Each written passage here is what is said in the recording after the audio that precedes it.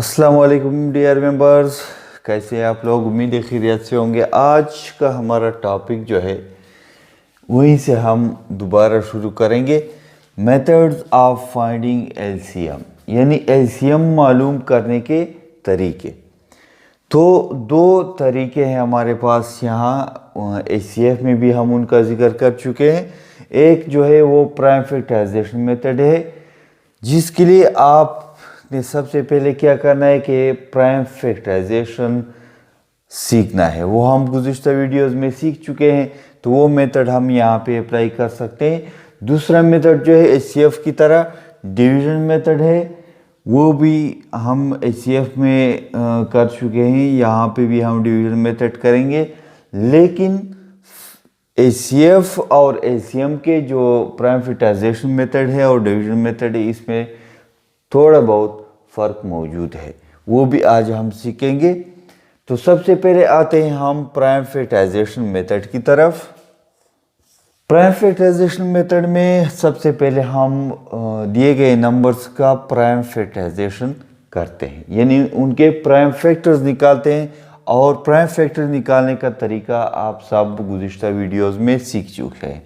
यहाँ पे हम तीन नंबर्स लेते हैं। लेट्स सपोज हमारे पास एक नंबर है 16, दूसरा है 30 और 64। सबसे पहले हमने 16 का प्राइम फैक्टराइजेशन करना है। तो आप ये सीख चुके हैं प्राइम नंबर जहाँ से स्टार्ट होते हैं, 2 से स्टार्ट होते हैं। तो 2 को देख लें। 16 जो है ये 2 पे डिवाइड हो रहा है, तो 16 को 2 पे डिवाइड करें। अब 8 ज़रब 2 से 16। इसके बाद दोबारा देखें, 8 जो है ये 2 पे डिवाइड हो रहा है, तो 2, 4 ज़रब 2 8। इसको हम प्राइम फैक्टराइजेशन का तरीका कहते हैं। दोबारा ये 2 पे डिवाइड हो रहा है, तो 2 ज़रब 2 4, और इसके बाद भी 2 जो है ये अपने आप पे डिवाइड हो रहा है, तो 2 ज़रब 1 2। जब आपके पास आखिर में 1 आ जाए तो आपने ये प्रोसेस आपका कंप्लीट हो गया। ये आपकी प्राइम फैक्टराइजेशन हो गई। कौन से नंबर की? 16 की। तो 16 इज इक्वल टू 2 ज़रब 2 ज़रब 2 ज़रब 2, 2 ज़रब 2 4, 4 ज़रब 2 8, 8 ज़रब 2 16। इसके बाद हम 30 का प्राइम फैक्टराइजेशन करते हैं।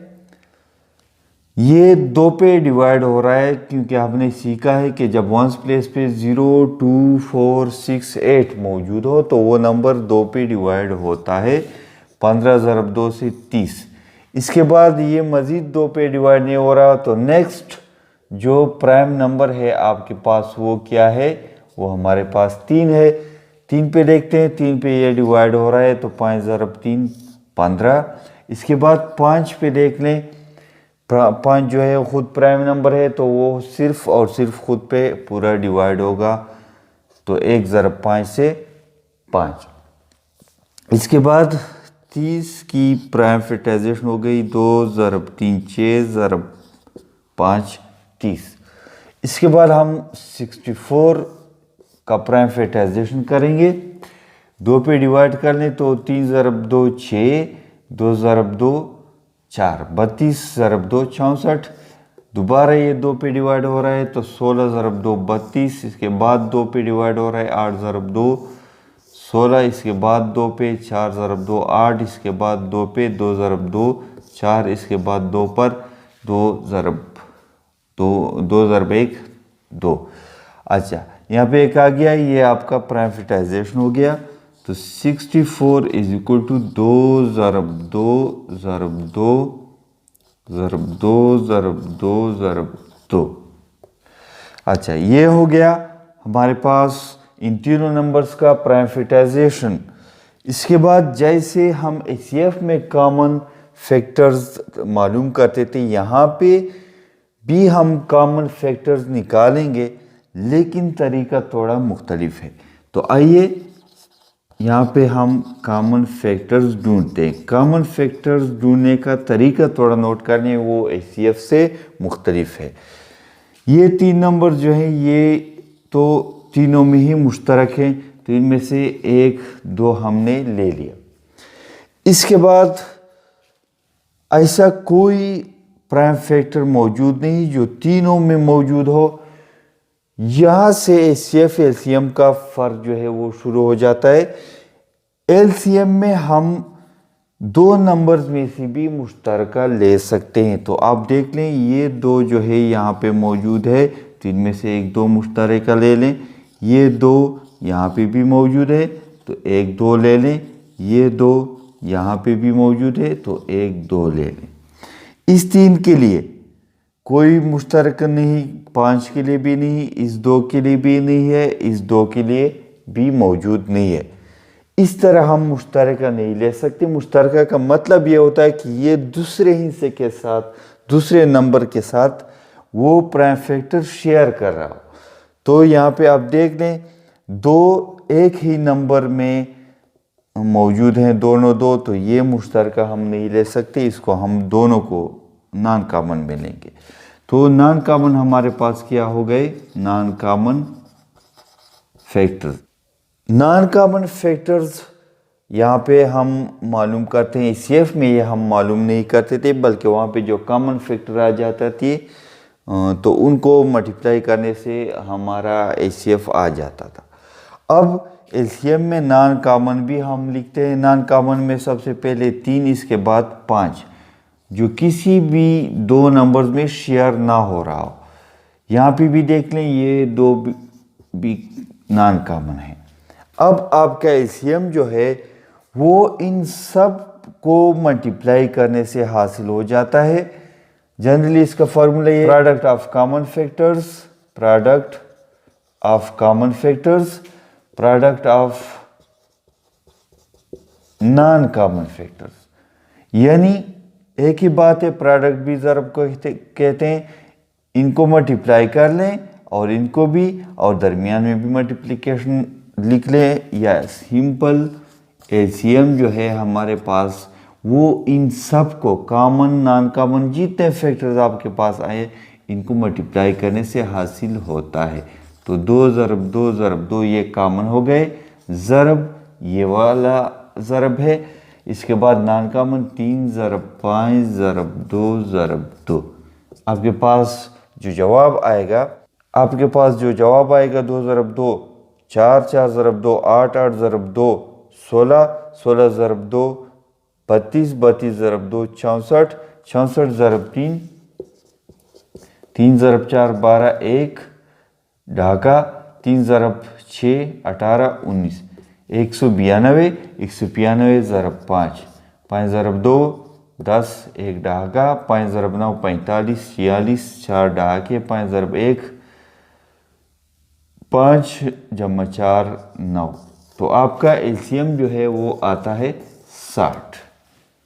ये है प्राइम फैक्टराइजेशन मेथड का तरीका एलसीएम निकालने का। एचसीएफ के तरीके से ये दो जगहों पे हमारे पास मुख्तलिफ है। एक ये कि एचसीएफ में हम जब तक ये तीनों या चारों या 5 नंबर्स में कॉमन नहीं होता था तो हम कॉमन नहीं लेते थे, लेकिन यहाँ पे आप तीनों में भी कॉमन ले सकते हैं। अगर 2 है तो फिर तो मसला हल हो जाता है, दोनों में कॉमन होगा।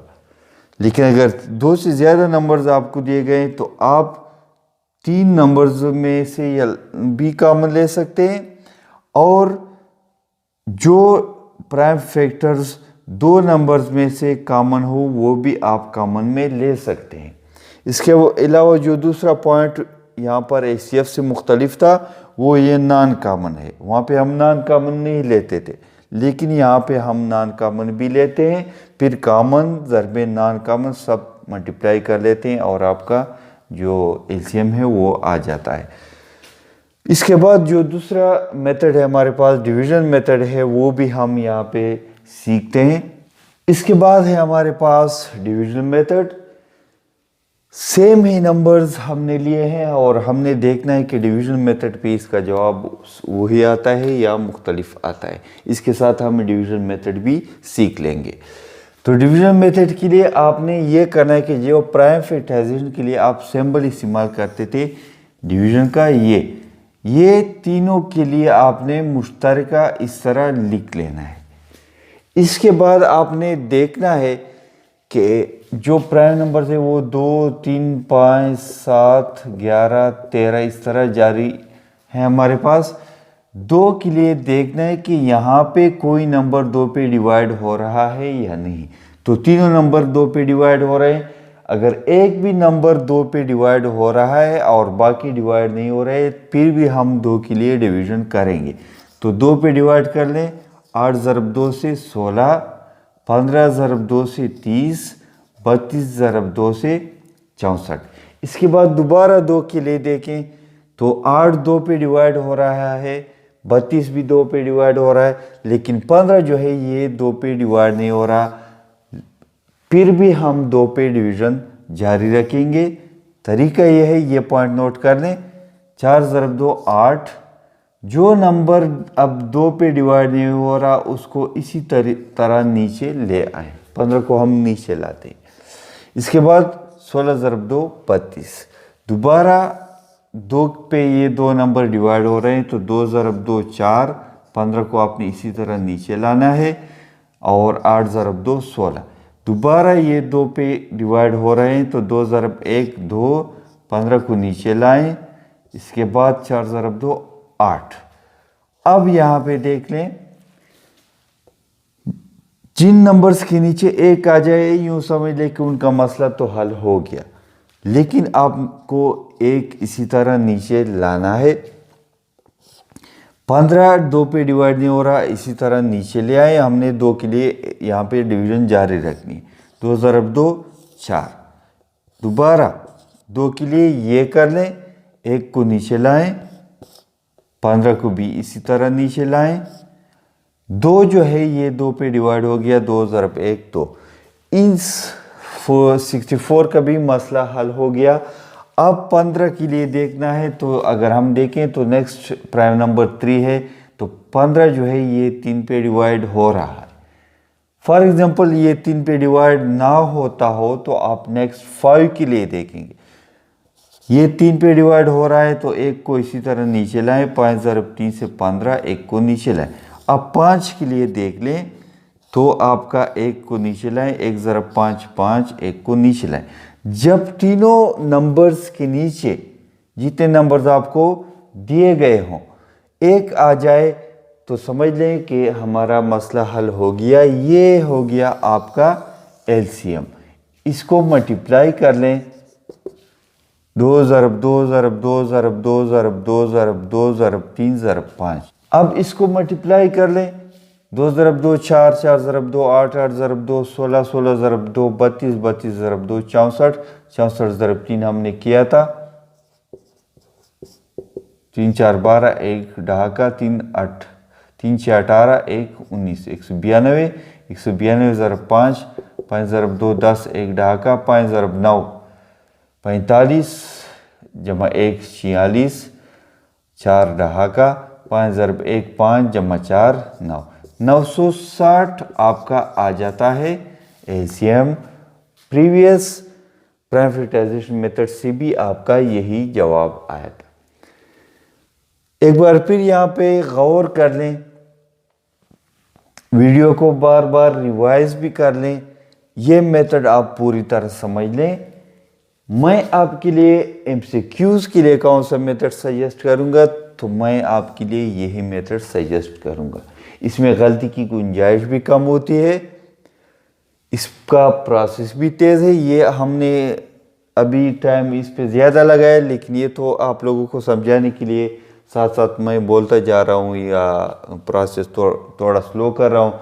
जब आप इसको खूब समझ जाएंगे तो आप चंद सेकंड के अंदर इस पे एमसीक्यू सॉल्व कर सकेंगे और दिए गए नंबर्स का एलसीएम निकाल सकेंगे।